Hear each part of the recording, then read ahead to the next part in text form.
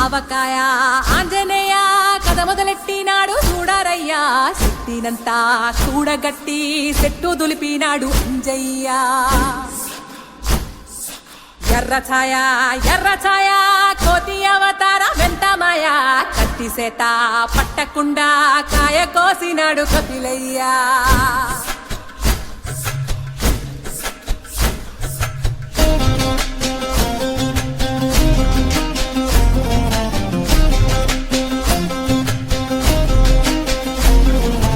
అంజనమ్మ ముందు వంజుల్ పుంజుల్ సీడి మామిడి ముక్కలు కుప్పల్ తెప్పల్ అంజనమ్మ ముందు వంజుల్ పుంజుల్ సీడి మామిడి ముక్కలు కుప్పల్ తెప్పల్ టెంకలోని జీడి వంకలెన్నున్నా